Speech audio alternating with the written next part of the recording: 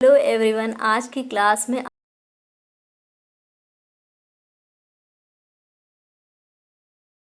आप सभी का स्वागत है। तो ये जो हम चैप्टर पढ़ाने जा रहे हैं वो किसी भी टीचिंग नॉन टीचिंग एग्ज़ाम्स के पर्पस से बहुत इम्पॉर्टेंट चैप्टर है। तो हम लोग स्टार्ट करते हैं लाइट चैप्टर प्रकाश। तो सिंपली एक डेफिनेशन है कि energy that helps us to see the object, यानी वो ऊर्जा जो किसी भी वस्तु को देखने में हमारी हेल्प करती है वो है प्रकाश। तो एनर्जी क्या है, सबसे पहले ये जान लेते हैं। यानी कार्य करने की क्षमता को ऊर्जा कहते हैं। तो कोई भी ऐसी चीज़ जो किसी काम को करने में या हमारी हेल्प करे या पावर दे तो उसको कहते हैं ऊर्जा। तो लाइट का क्या यूज़ है, जब अंधेरा होता है तो हम लोग लाइट ऑन करते हैं, या फिर जब सुबह होती है तो सूरज की रोशनी से चारों तरफ प्रकाश ही प्रकाश होता है, तो वो भी एक लाइट एनर्जी है। अब हम लोग जानते हैं बहुत सारी चीज़, हमारे घर में बहुत सारे इक्विपमेंट हैं जो लाइट का सोर्स हैं। और ये भी हम लोग जानते हैं कि दो तरह की लाइट होती है, इल्यूमिनस और नॉन इल्यूमिनस, यानी जो जिनका अपना प्रकाश होता है यानी कि सूरज और स्टार्स, और जो नॉन इल्यूमिनस हैं जिनका अपना कोई प्रकाश नहीं होता है। इसके बाद हम लोग आते हैं स्पीड ऑफ लाइट में। ये बहुत ही 8th-9th क्लास से तो आप लोगों को बहुत सारे क्वेश्चंस में देखने को मिलता होगा स्पीड ऑफ लाइट। और आई थिंक सबको ये फार्मूला, सबको इसकी वैल्यू भी मालूम होगी, 3 × 10⁸ मीटर पर सेकेंड। ठीक है, तो 3 × 10⁸ मीटर पर सेकेंड इसकी वैल्यू होती है। अब हम एक बात और आपसे जानना चाहते हैं, क्योंकि ये लाइव क्लास नहीं है इसलिए हम बता दे रहे हैं खुद ही, कि सबसे अधिक प्रकाश की चाल कहाँ पे होती है। तो सबसे ज़्यादा होती है वैक्यूम में, जिसको कहते हैं हम लोग निर्वात, यानी जहाँ पे ना तो गैस है, ना ही लिक्विड और ना ही सॉलिड है वो जगह। और उसके बाद इसके बाद गैस में होती है प्रकाश की चाल, उसके बाद लिक्विड में, और सबसे स्लो, सबसे कम जो प्रकाश की चाल होती है वो कहाँ होती है, वो होती है सॉलिड में।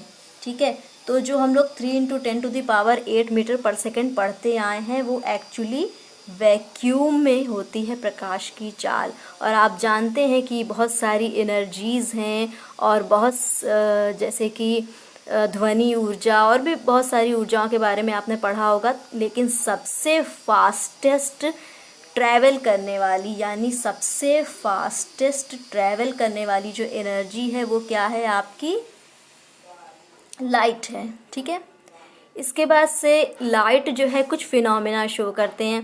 जैसे कुछ फिनोमेनास तो आपको दिखाई देते होंगे, जैसे कि आप लाइट के सामने खड़े हो गए तो शैडो आपकी बन गई।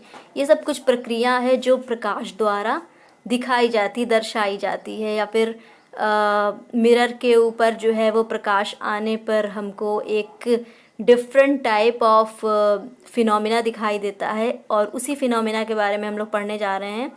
वो है फिनोमेना रिफ्लेक्शन ऑफ लाइट। तो अब हम लोग रिफ्लेक्शन ऑफ लाइट जान लेते हैं। जैसे कि एक कोई भी स्मूथ सरफेस है, वो मिरर भी हो सकता है या कोई और स्मूथ चिकना और चमकीला सरफेस हो सकता है, जब जिस पर एक एंगल बनाते हुए हम लोग इंसिडेंट करते हैं रे को, यानी एक आपतित किरण होती है। और जब वो incident ray bouncing back after striking that smooth surface क्या हो जाती है, बाउंस बैक कर जाती है, और उसके बाद एक रिफ्लेक्टेड रे आपको दिखाई दे रही होगी। और उस रिफ्लेक्टेड रे, अब इसमें एक चीज़ देखते हैं कि इस फिनोमिना को डिफाइन कैसे किया गया है। Bouncing back of light in the same medium after striking the smooth surface is called reflection of light.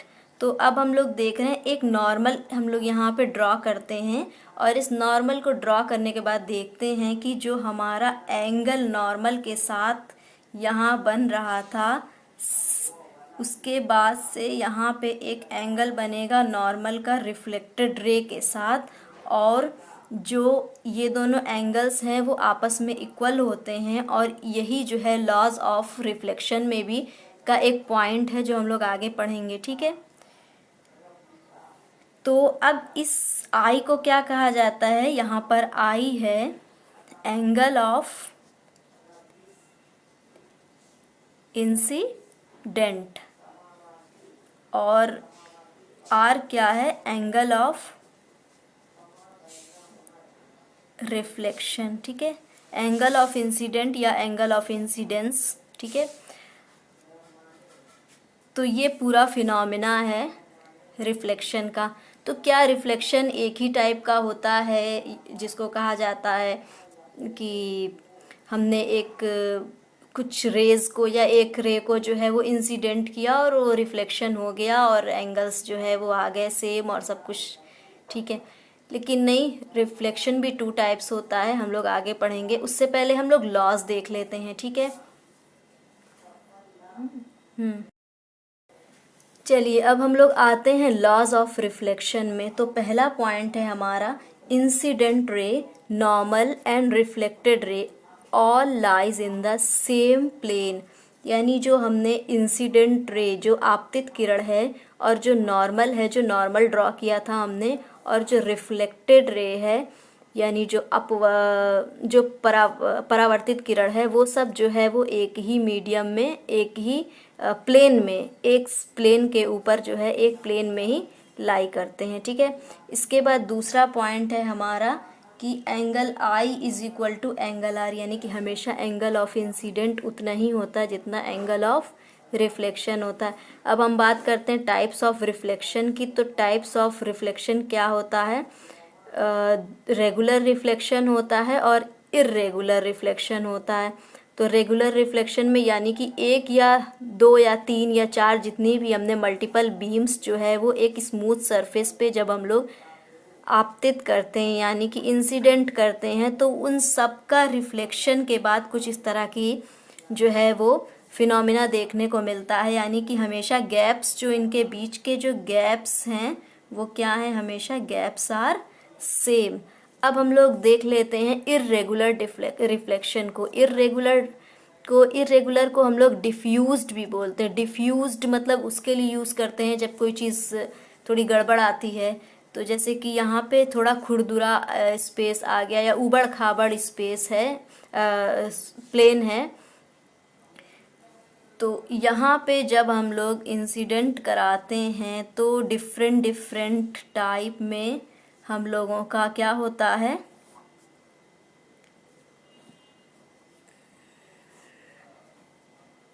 इसका रिफ्लेक्टेड रे अलग अलग डायरेक्शन में जाती हुई दिखाई दे रही है। इनके गैप्स भी जो है वो कॉमन नहीं दिखाई दे रहे हैं, सेम नहीं दिखाई दे रहे हैं, ठीक है। तो ये हो जाता है हमारा इर्रेगुलर रिफ्लेक्शन। आगे जाके हम लोग पढ़ाएंगे उसके बारे में, क्या कहते हैं, मिरर के बारे में पढ़ेंगे। तो सबसे पहले आप लोग एक क्वेश्चन का आंसर अगर आप लोगों को मालूम है तो आप लोग दीजिएगा कि मिरर कितने टाइप्स के होते हैं, ठीक है। तो मिरर कितने टाइप्स के होते हैं उनके नाम बताइएगा। लेकिन फ़िलहाल हम क्लास बंद करने जा रहे हैं और नेक्स्ट टाइम हम लोग मिरर के बारे में पढ़ेंगे। Thank you. और हमारे चैनल को जो है वो अच्छा लगे आपको कंटेंट तो लाइक करिएगा, सब्सक्राइब करिएगा, और दूसरे बच्चों को भी, दूसरे लोगों को भी शेयर कीजिएगा। और सब्सक्राइब ज़रूर करिएगा क्योंकि आप लोग इनकरेज करेंगे तो हम लोग और अच्छी चीज़ें बनाएंगे, ठीक है। Thank you.